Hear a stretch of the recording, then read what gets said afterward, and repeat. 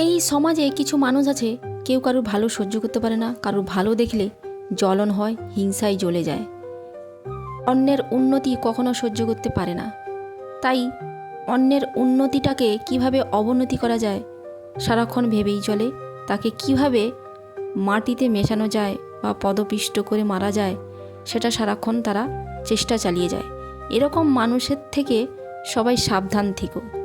প্রথম থেকেই যদি দূরত্ব বজায় রাখো তাহলে এরা এরকমই সুযোগ পাবেই না। প্রথম থেকে যদি মানিয়ে নেওয়ার চেষ্টা করো তাহলে কিন্তু এরা আরও পেয়ে বসবে। তো বন্ধুরা, গতকালকে আমরা বেরিয়ে পড়েছিলাম জুতে যাওয়ার উদ্দেশ্যে। যেহেতু কালকে 1 জানুয়ারি ছিল, তো আমরা জুতে চলে গেলাম ঈশাকে নিয়ে। তো আমরা স্কুটি গাড়িতে এসেছি, দেখো পৌঁছে গেছি। এখানে এত ভিড় গতকালকে এত ভিড় ছিল কি বলবো বন্ধুরা, প্রচণ্ড ভিড়। এত ভিড় ঢোকাই যাচ্ছে না। আমার বড়মশাই বলছে আজকে এসে আমার লস হয়ে গেল, কোনো কিছু জীবজন্তু ঠিকঠাকভাবে দেখতে পাবো না, এত ভিড়। টিকিট কাউন্টারের লোক দেখো এত ভিড়। তো যাই হোক, কোনোরকমভাবে টিকিটটা কাটা হয়ে গেল। এবার নিচের দিকে নামছি আমরা। আগের বারে এসেছিলাম এই পাশে গেটটা হয়নি তখন, এবারে এই পাশে পেছন পাশে গেটটা হয়ে গেছে। তো এই পাশে আমরা গাড়ি রেখে, এখানে পার্কিং আছে, তো এখানে গাড়ি রেখে নেমে গেছি। এই দেখো শুধু শুধু ভিড়টা, পুরো মেলা বসেছে যেন, এত ভিড়।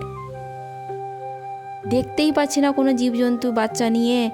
এই ভিড়ের মধ্যে কালকে যাওয়াটা আমার উচিত হয়নি, এত মানুষের ভিড়। আর ভিড়ের মাঝখানে যে হাতি দেখার জন্য তো গেছি, কিন্তু হাতি দেখতে পেলাম না, অনেক দূরে দাঁড়িয়েছিল। ঈশাকে তাও একটুখানি দেখিয়ে দিলাম।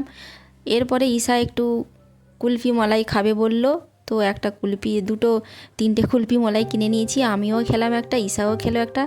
অনেক দিন সেই ছোটোবেলা কুলফি খেয়েছিলাম, আর খাওয়াই হয়নি। ঈশার পাল্লায় পড়ে এখন কুলফি মলাই টলাই খাচ্ছি, খুব ভালো লাগছে খেতে। মনে হচ্ছে আজকে এসে লস করলাম, কোনো জীবজন্তু দেখতেই পাচ্ছি না। লাস্ট পর্যন্ত আমরা কুলফি মলাই খেয়ে একটু রেস্ট করে বসে যাচ্ছি।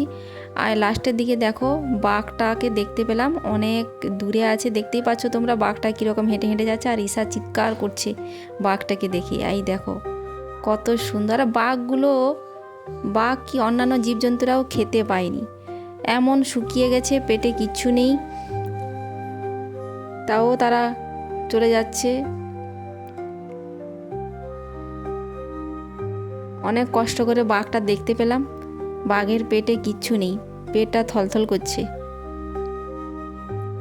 তো শেষমেশে বাঘটা দেখতে পেলাম। এরপরে আসলাম জিরাফ। দেখো জিরাফটা দেখো কত সুন্দর লাগছে। সত্যিকার এই জিরাফের গায়ের কালারটা এত সুন্দর, ন্যাচারালি এত ভালো লাগে জিরাফকে দেখতে। গত বছর গিয়েছিলাম, তখন ঈশা ছোট ছিল, বুঝতে পারেনি। এবছর ভালোভাবে বুঝতে পারছে, যেহেতু বইতে পড়াশোনা করছে, তো সেই জন্য বুঝতে পারছে। আর এখানে দেখো গরিলাটা যাচ্ছে কি সুন্দর। আগের বছর দেখেছিলাম একটা ছিল, এবছর দেখলাম 2টো। আর এখানে কুমিরগুলো কীরকম শুয়ে আছে দেখো, কিছুই জানে না, সামনে গেলে সবাইকে খেয়ে ফেলবে। তো দেখো, আমরা তো চিড়িয়াখানা ঘুরে গেলাম, তোমরাও এসো চিড়িয়াখানা ঘুরে যাও। আর তোমাদের ভিডিওটা কেমন লাগছে একটু কমেন্টস করে জানিও। আজকের মতো টাটা, বাই বাই, ভালো থেকো।